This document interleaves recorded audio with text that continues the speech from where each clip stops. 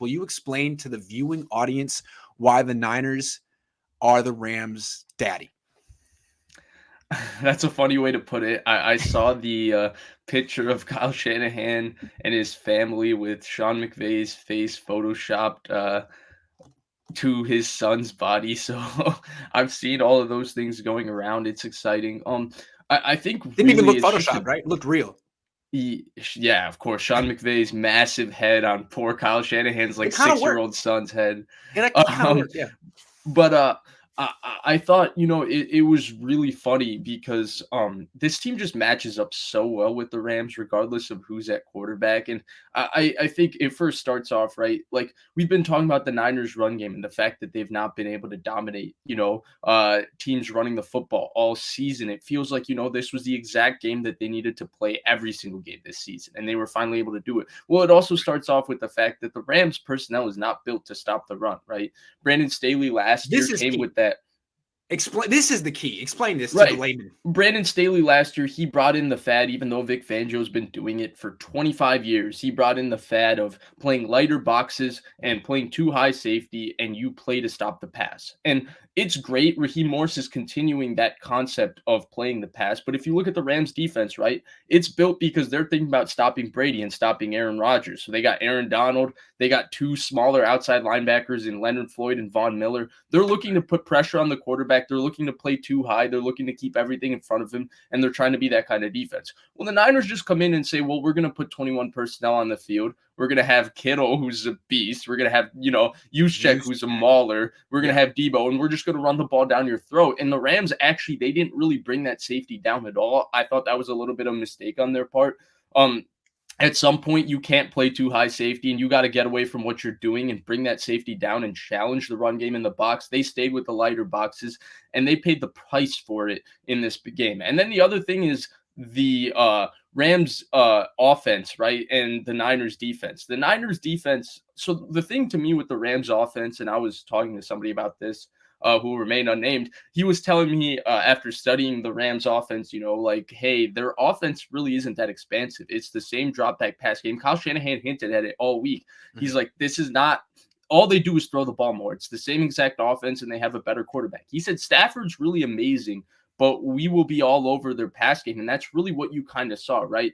The game didn't exactly play out because the Niners jumped out so much early and, Stafford didn't play great and all of that. But you could see that Stafford was uncomfortable in the pocket for a guy that's usually so comfortable. And it was because they were forcing him to flinch a little bit because they were covering guys and they were all over the Rams concepts. And so I think It what looked you like saw Goff, Vish. I'm yesterday sorry. was And I that. like Stafford, but just the way it looked like Goff. He was uncomfortable. He was under pressure. Right. And it makes me wonder, maybe That's it what wasn't all happens. Goff did a pretty good job against the Niners this year. Anyway, sorry. Well, That's neither here nor there. they of course they didn't give Stafford the okay, Stafford, we're gonna run two screens with you and then we're gonna play action and boot you right. Now we're gonna play action and boot you right again. Now we're Probably gonna should play have. action and boot you like a third time. They just Yeah. kept sticking with what they do, which is they stay in Drop back. empty and Yeah. they just drop him back, and which is fine, right? It's gonna be effective for them later in this season too. But I think what we saw is Not that the without Niners Robert are Woods. all over this offense. Not without They're Robert. all Sorry, over I it. keep interrupting you. Keep going. Go ahead. No. You were saying. No, I'm with you. Like what your source said, I wasn't impressed by the offense, and now I kind of feel like it's one of these situations where Kyle's been kind of maybe scapegoating Jimmy the last couple of years. Maybe McVay scapegoated Goff for losing that Super Bowl. And once again, I mean, Stafford's better than Goff, but they didn't lose this game because of Stafford. They lost this game because of McVay.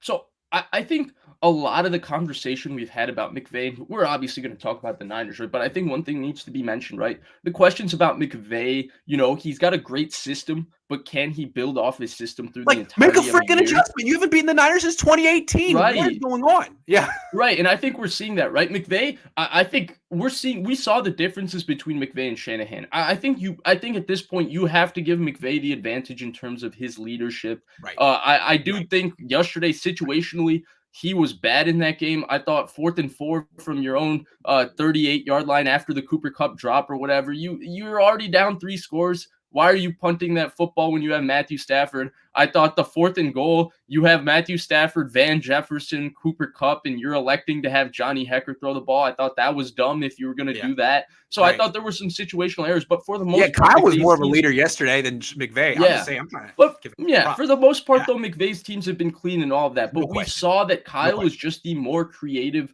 and creative offensive game planner. McVay's got a great system. Kyle's got that extra kind of juice where, in terms of game planning specifically for a game, he can come up with maybe a little more things than McVay, who, if you can really, I mean, not every team can jump all their concepts the way the Niners have done the last 4 years. The Niners just eat this offense alive. But if you're able to do that, we're seeing that, it makes it very hard for the quarterback. I mean, I don't know that the Niners necessarily have the number of the Rams offense. Like losing Robert Woods was a huge deal. And we saw Agreed. Odell Beckham isn't quite ready. They didn't have much. But what's very interesting is your observation about how the Rams defense, which is a hell of a freaking defense, hell of a defense, right? And it gives Amazing, yeah. big problems to the best offenses in the league. It's just not built to stop an offense like the 49ers. It's like they're not even No. really worried about the 49ers, right? It's like, you're not a Super Bowl contender, but we do have to face you twice. And you're going to give us 2 losses a year because we literally can't match up. And people are gonna hate this comparison. I'm not comparing this as an exact comparison because I know how Niners fans probably feel about this guy because I know how I feel about this guy. But really, the Niners versus the Rams feels like Seattle versus the Rams. When Jeff Fisher was the coach, right? Those Rams teams were talented, undisciplined, terrible. Jeff Fisher, I do not like that guy, but I always thought those Rams teams were a little dirty. Yeah. If anything, they played to the whistle, a lot of cheap shots, a lot of things like that. But the one thing with them is they matched up with Seattle really well, and they always had Seattle's number. And I think that you see this in divisions, right? Because division teams are so familiar with each other. There's system familiarity with both these teams. You see that teams get really comfortable, and the Niners are just very comfortable playing the Rams. They're very comfortable what they do. And for whatever reason, I thought this would be the year the Rams would have some sort of adjustment.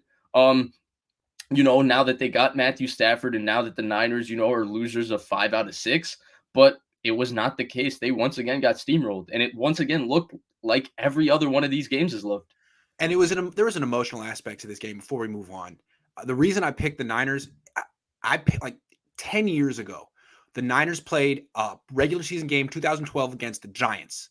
And that was after the Niners and the Giants had played each other in the NFC Championship game, and the Giants went to the Super Bowl and won. They started out that season really poorly in 2012. And people were kind of writing them off, especially in New York. And that was their opportunity to show the whole world, like, hey, we still have pride. And they beat the crap out of the 49ers in that game, Yeah. and then went on to really do nothing that year. But that was the week that they got it all together. And to me, it felt like the Niners are in the same situation. If they have any freaking pride, they have to lay it all on the line right now, because if they lose, the season's over. And the Rams just don't have that much on the line.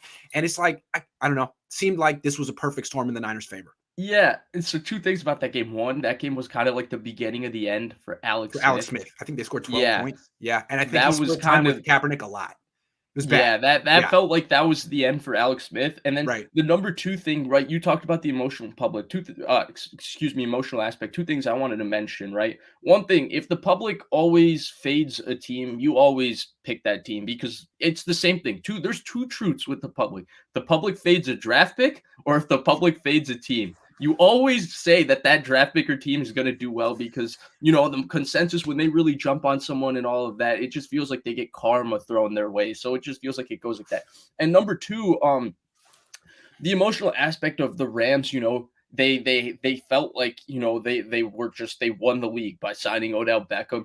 Then Robert Woods gets hurt. They were Yeah. a team coming off kind of an ugly Sunday night loss at home. And then the Niners are a team that's just desperate. This is their season right here. If they lost this game on Monday night, things would get really ugly in the way, it would get uglier than losing 5 out of 6, because it would be on national TV and all of that. And the Niners basically played for their pride. Now, I thought what was really important, because of the Rams' kind of weird energy and kind of weird overconfidence coming into this game, especially given that I don't think they thought the Niners were very good, looking at their record and how they've played the last 6 games. The Niners jumping out on them early was basically it made the statement, and it kind of ended the Rams' hopes for that night. Once it was 14-0, it felt like that game was